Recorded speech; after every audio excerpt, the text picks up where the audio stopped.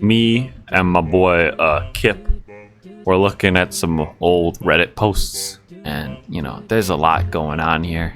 It's basically saying that there's a chart within the chart.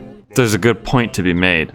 This chart is not the easiest, is not the simplest form of neurotyping.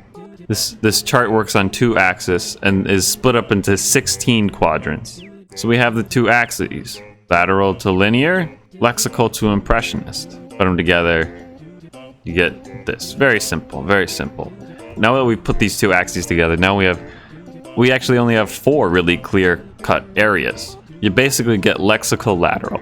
That's computation. You're computing stuff. You're basically thinking really hard and trying to find a lexical, well-defined answer. Abstracting, you're thinking a lot, but it's impressionistic and it's not very precise in lexical terms. It's abstract. Then you get linear impressionist, which is you're very straightforward and you're going with your gut. It's very instinctual. And lexical linear, which is kind of like, it has a lot to do with just understanding a topic lexically. Like if you're studying for a test, you got to be in this zone. You're just memorizing facts a lot of the time, exactly. And that's in that's in this area. But we get another problem with this is that lexical, impressionist, linear, and lateral are kind of like, they're not obvious terms. So I did a little work. So on the lexical and impressionist, at lexical it's lexical thinking, it's computing, it's refined, it's precise, it's understood, it's in words. All right. And on the impressionist side, it's impressions, it's feelings, it's raw, it's imprecise, you have a sense of it, and it's kind of beyond words in some sense. And then you also have lateral and linear.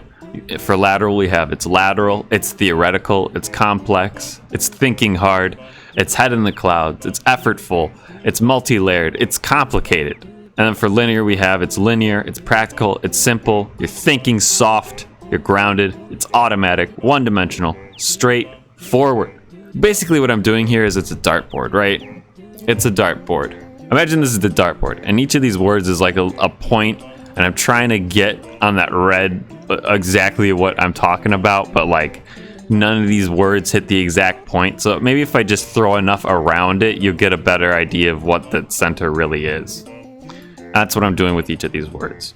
My goal is basically to just make this a little bit easier on everyone. Instead of worrying about one of these 16 categories that you're in, maybe we can just focus on the 4 corners. They're a little bit easier to put yourself into. It's not that hard to think, more of an abstractor, a computer, an understanding person, or an instinctual one.